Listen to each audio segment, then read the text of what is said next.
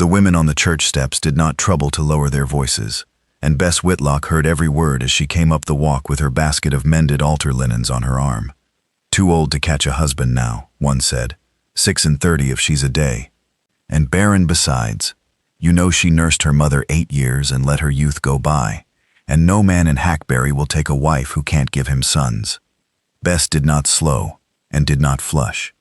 She had a good deal of practice at not flushing. She set the folded linens on the vestry table, smoothed them square, and went back out past the same women with her chin level and her step even, and only she knew what it cost her to keep it even. She was not a woman who wept in the street. She had buried a mother and a father and a little brother in the Hackberry ground, and she had kept the small house on Anadarko Lane clean and paid for by taking in sewing and setting the finest small stitches in 3 counties, and she had long ago made her peace, or told herself she had, with the shape her life was going to be. A spinster. The word did not frighten her. It was the pity that wore her thin, the way the married women looked at her and were kind in the way you are kind to something that has failed. What she did not know, crossing the square that Tuesday, was that Cash Mero had been standing in the shade of the mercantile awning the whole time, and had heard the women on the steps too. Cash Mero ran the biggest spread south of the Hackberry breaks, 4,000 head and a house he'd built with his own hands and never filled, and he had come to town for barbed wire and a barrel of nails, and had got, instead, an education. He was a wide, weather-dark man of 40-odd, who did not say much, and did not miss much, and he had watched the woman with the basket take the whole cruelty of those steps without a flicker, and walk on straight, and he had felt something in his chest go still and certain, the way it did when he'd found the exact horse, or the exact quarter section he'd been looking for, and known it on sight. He had seen her before, of course. A man sees a great many people in a town over 10 years, and marks almost none of them, but he marked her now. He had watched her, this last while, without rightly knowing he was doing it. The woman who mended the parson's coat so you couldn't find the tear, who sat with the Dooley children when their mother was down with the ague and asked nothing for it, who walked to church alone and walked home alone, and never once, that he had seen, let the town make her small in her own carriage. Barren, the woman on the steps had said, as if that were the sum of Bess Whitlock. Cash Mero, who had a house full of empty rooms and a life full of empty evenings, thought it was about the poorest reckoning of a person he had ever heard. He crossed the square. He was not a man who dithered. "Miss Whitlock." She turned, wary. A lone man crossing to a lone woman in the open square set the whole street to watching, and looked up at him with those level gray eyes. "Mr. Mero, I'll speak plain, for I don't know another way, and I'd not waste your time with less." He turned his hat once in his big hands. "I heard what was said on the steps just now. The whole square heard it. I've no right to it, but it made me ashamed of this town, and I've lived here 20 years. He drew a breath. "I've a good house, and good land, and no one in either. I'm too plain-spoken and too much alone, and I'll not pretend I'm a bargain, but I've watched how you carry yourself, and how you are with folks who can do nothing for you, and I think you are the finest woman in this county, and I think the county is a fool. I'd be honored if you'd marry me, Bess Whitlock. Today, if you'll have me. This afternoon." For the first time in longer than she could remember, Bess Whitlock had no ready answer.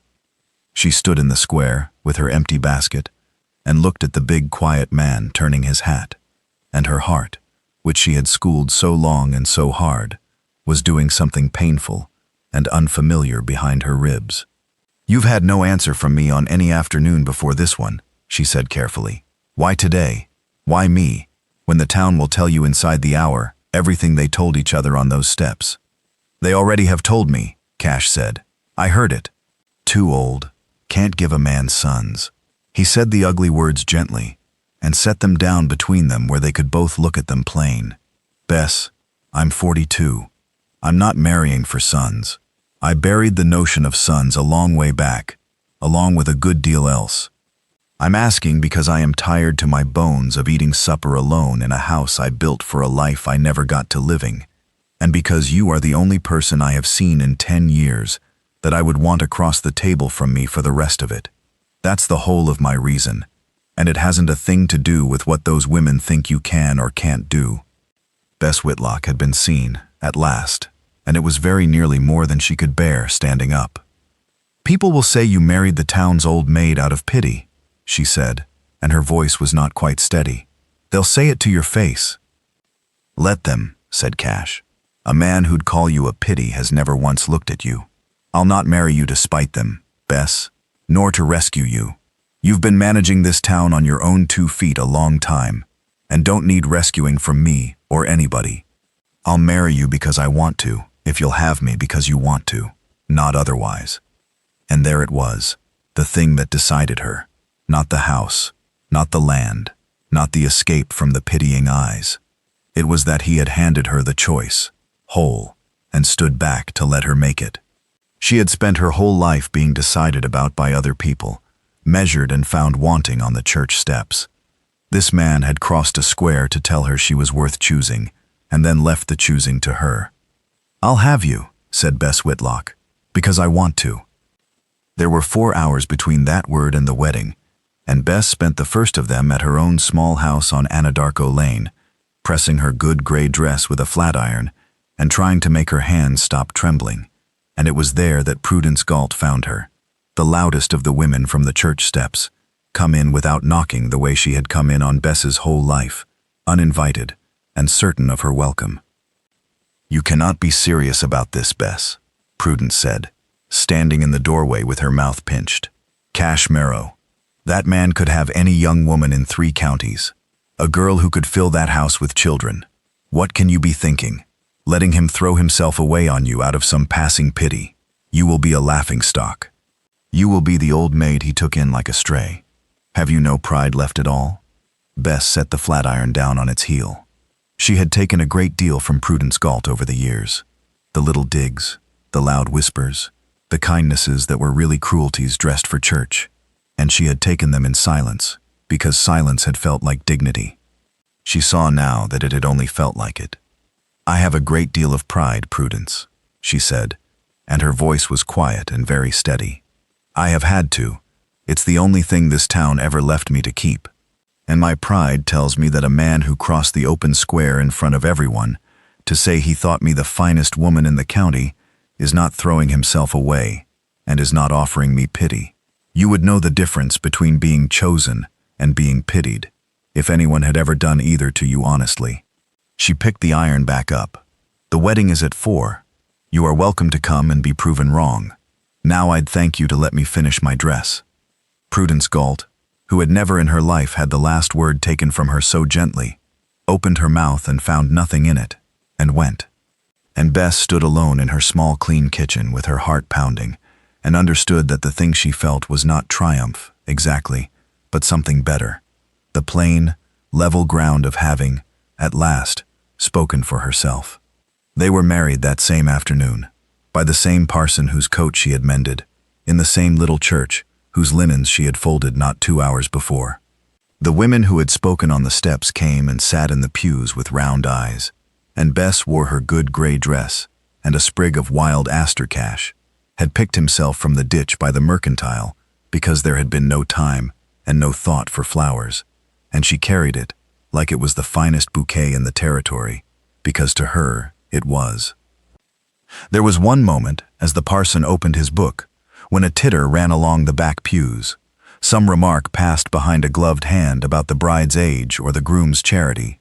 Bess never did learn which, and she felt the old flush of shame start up her neck. But Cash Mero heard it too. He turned, unhurried, and looked back over the little church until the tittering died under his steady gaze, and then he said, in his plain carrying voice, not angry, only certain, "Anyone here who thinks I'm to be pitied for what I'm doing today can leave now and save us both the trouble. I know exactly what I'm getting. It's the rest of you who've been blind." Then he turned back to the parson as if nothing had happened, and took Bess's hand, and held it, and Bess felt the shame go out of her for good, replaced by something she had no practice at holding, the plain, warm knowledge of being defended, in the open, by a man who was not ashamed of her but proud. He drove her out to the spread that same evening in the buckboard, the two of them not saying much, the prairie going gold and then blue around them. When they came up the rise and she saw the big house standing dark against the last light, he pulled up the team and sat a moment before he clucked them on. "I built it too big," he said, looking at it.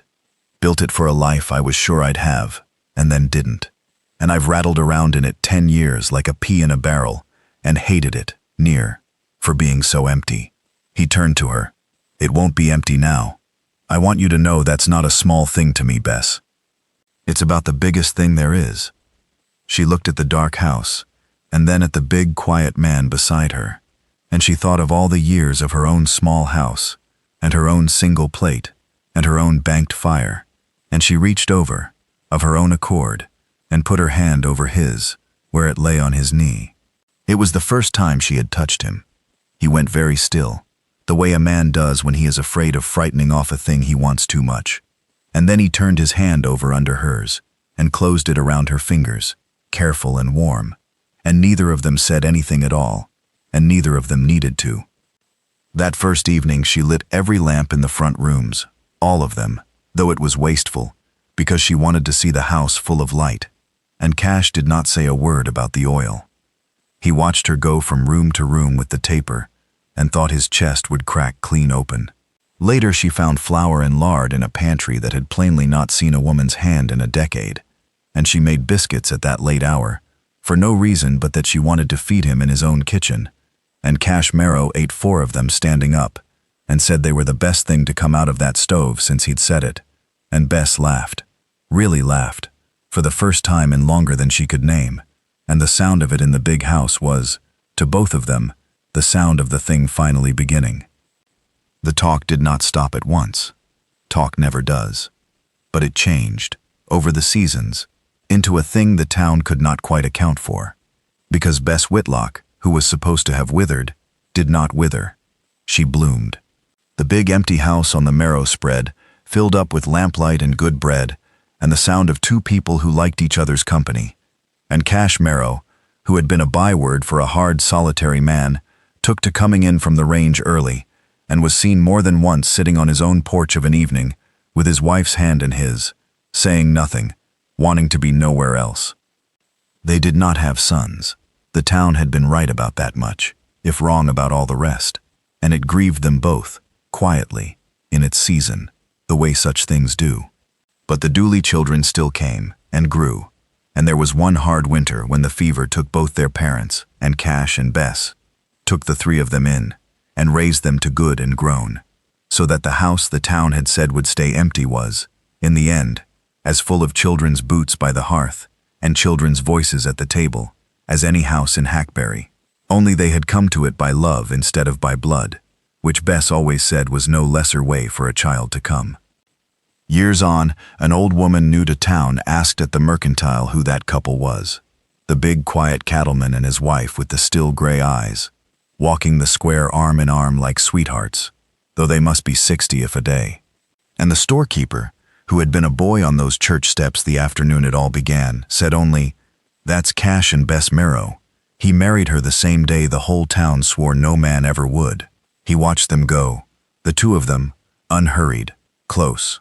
"Reckon he's the only one in this county who was ever looking at her right."